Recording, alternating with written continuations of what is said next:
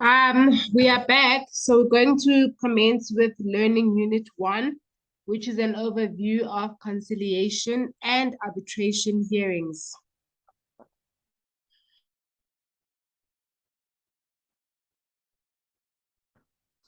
Okay, so as I mentioned during the introduction, that we will delve into a bit more detail when it comes to the definition of the terms that we used at the introduction of the course.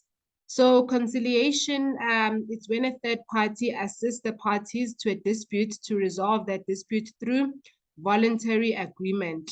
So the parties in dispute come to an agreement voluntarily by being guided by the commissioner or the third party who's facilitating the conciliation meeting. And then after they agree to this, an agreement is signed, and then which binds both parties. But the important thing to remember is that the parties come to this agreement voluntarily through guidance and a little bit of advice from the commissioner or the third party. And then mediation is an independent party who assist the parties to a dispute, usually by mutual interest to a dispute, to find their own mutually acceptable settlement.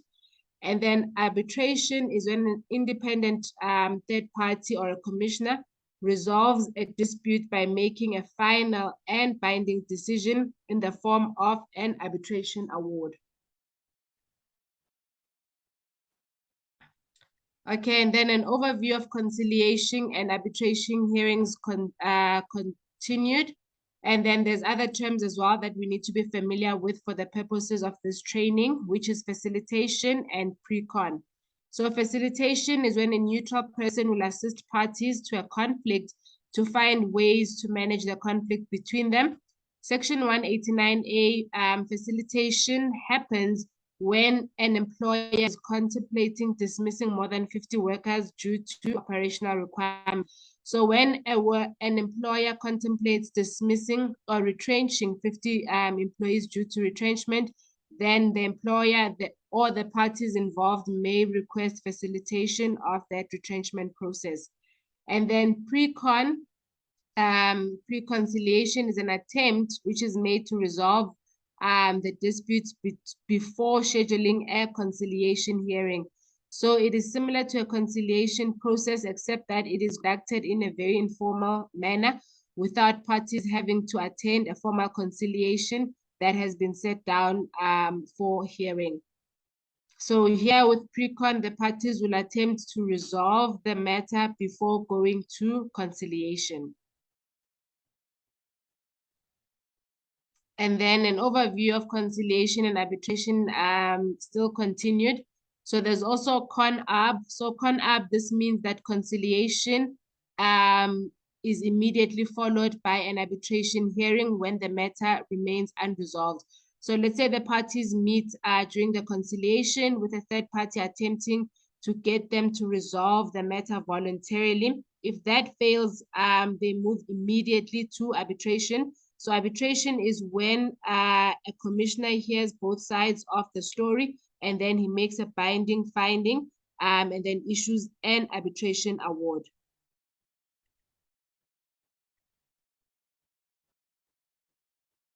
Okay, so here are the key differences for conciliation and arbitration. So conciliation, parties decide on a settlement with the help of a commissioner.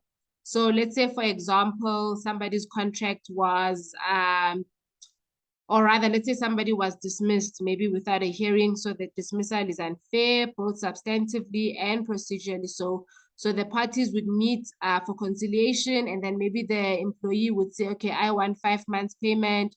And then the employer would say, no, I can only pay 2 months. And then they would have like sort of a negotiation while the commissioner assists them to find a mutually, or how can I put it, so that the commissioner assists them in finding a solution to their dispute, but the commissioner does not prescribe any binding finding.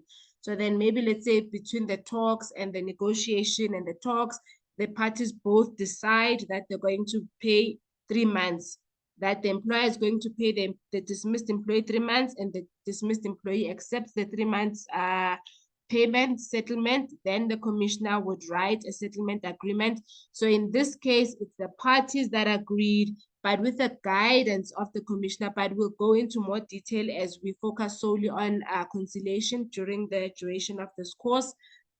And then when it comes to arbitration, the commissioner makes the final decision based on the evidence and arguments raised by both parties. So both parties would be the employer and the employee. So the employer can have representatives, which are employer representatives, and then the employee can have a representative as well in the form of a trade union or a union representative.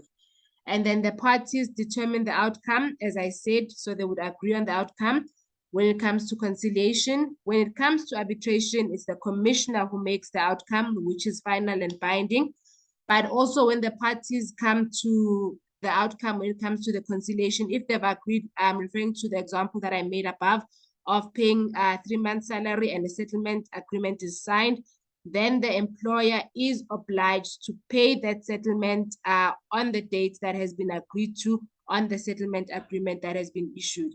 And then a conciliation is more informal without prejudice, but the commissioner may make notes just to remind himself, but those notes will not be used in arbitration. And then arbitration, it is more formal, it is on the record. And then during conciliation, there's no evidence that needs to be brought forward. So it's sort of the parties trying to come into an agreement between themselves before actually moving over to arbitration. So in most instances, or in some instances, it might not be necessary to move over to arbitration, as the party would have come to a settlement and to an agreement themselves during conciliation with the help and a little bit of guidance from the commissioner, but obviously without the commissioner, or rather without prejudice, or without enforcing anything. But because the commissioner is more clued up when it comes to the law, so he might guide the parties here and there, but without prescribing anything, And then all evidence must be presented at the hearing during arbitration. So during conciliation, remember, there's no evidence that needs to be presented. And then conciliation is voluntary outcome. It's voluntary on the side of the employer and the employee, as with the 3 months settlement that I've just made an example of. And then with arbitration, the outcome is compulsory. So let's say the parties fail to come to an agreement during conciliation, then the matter moves straight to arbitration. The arbitrator will hear both sides of the story and then say, okay, based on this, the dismissal was unfair, substantively unfair, procedurally unfair. Therefore, the employer must pay the employee X amount by such and such a date,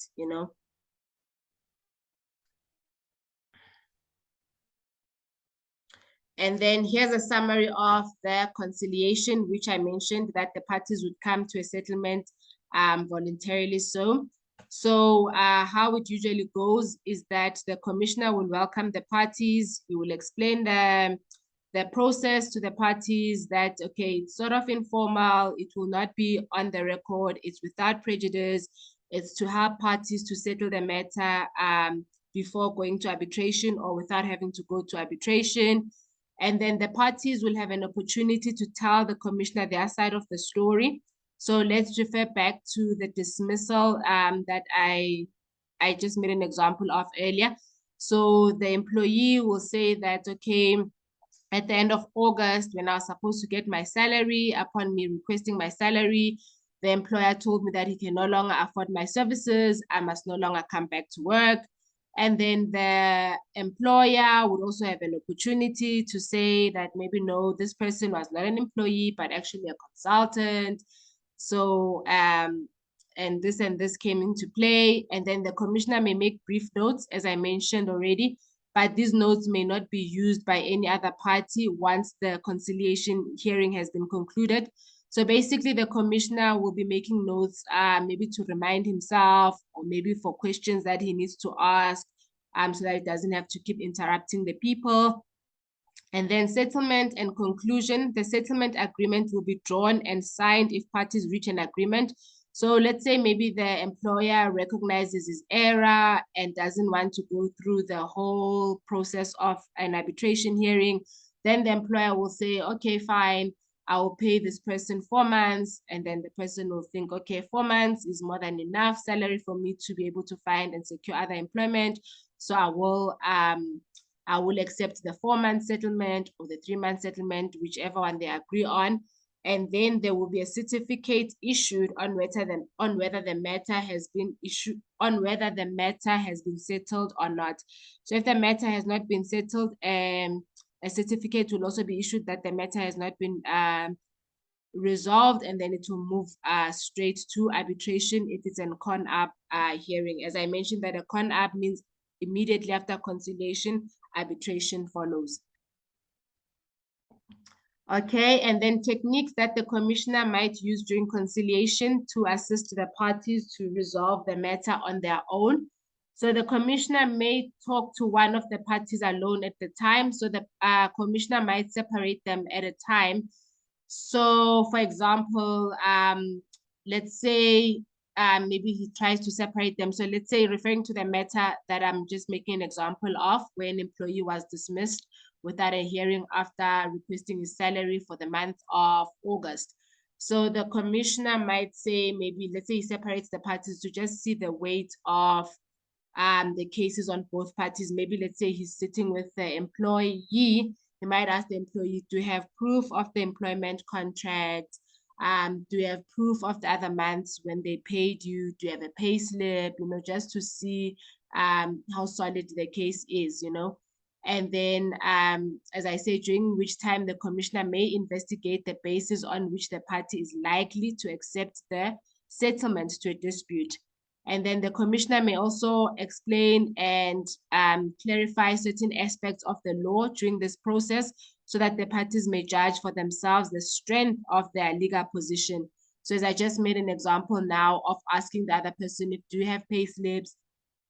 Do you have an employment contract? So that if, let's say, the party, for argument's sake, did not have any of those, then he might maybe see that, okay, the case might not be that strong. So maybe even if I was employed maybe for a 12-month contract and I was hoping for 10 months payment for the remainder of the contract, if the employer concedes, I might just be more than happy to accept 3 months salary. And then the commissioner may also do a reality testing to see like where the strengths and the weaknesses of each party's case lie. For example, maybe talking to the employee, asking the employee, do you have an employment contract? Do you have an offer of employment? Do you have a pay slip where they paid you for the first 2 months when you started working? And then maybe when talking to the employer, let's say maybe he has separated the parties, he might ask the employer something like, do you have an agreement that this person was a consultant? Did you give this person any tools of trade? Like when you give tools of trade, automatically that makes the person an employee, or it's one of the things that might make a person an employee. So in this process, the commissioner will assist the parties to see and gauge the strength of their cases without actually imposing anything. And then the parties might settle. So maybe in this case, the example of somebody having been dismissed without a hearing or notice, maybe the employer might think, it looks like here I might have a loophole or a few loopholes. Let me just settle for the 3-month settlement. And it will also save me the time and the salary of having to go for arbitration, preparing evidence, losing my hours. Maybe as the owner of a company, per hour I make 10K, and this person's salary for 3 months is 30K or something like that. Okay, so I'll just make this one presentation mode so that you can just see the process flow nicely. So the process flow is also available on your manuals, which I've made available for this training. So let's just give it a moment or two to open.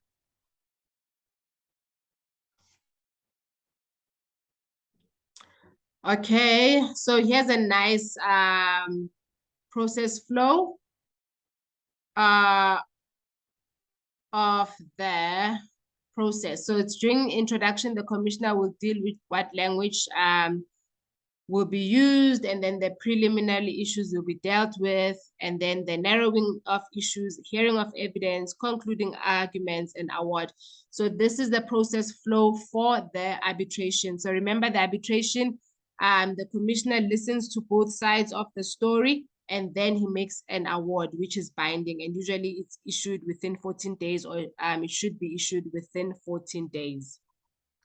But we'll delve into more detail when we focus on arbitration, when we go into that section where we talk arbitration.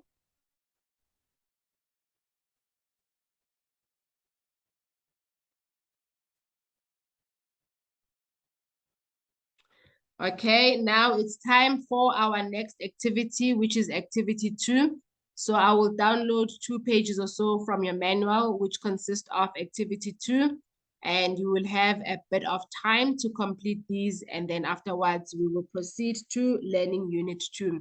So just to recap, we dealt with conciliation, and then the last slide, which was this one, it's the process flow for arbitration. So let me just go through it. I just feel like I went through it through a rush. So this is arbitration where the commissioner will actually make a binding finding. So how arbitration will go, but again, we will reiterate on it during the course of this training. So there will be introductions. The commissioner will deal with preliminary issues. And then afterwards, there'll be the narrowing of issues in dispute. And then afterwards, it will be hearing of evidences where both parties present their side of the case. And then there'll be concluding arguments. And then afterwards, an award will be issued. So moving on to activity 2. So please complete activity 2, and then we'll be right back to continue with our learning unit. Actually, we'll still continue with learning unit 1 after this activity 2.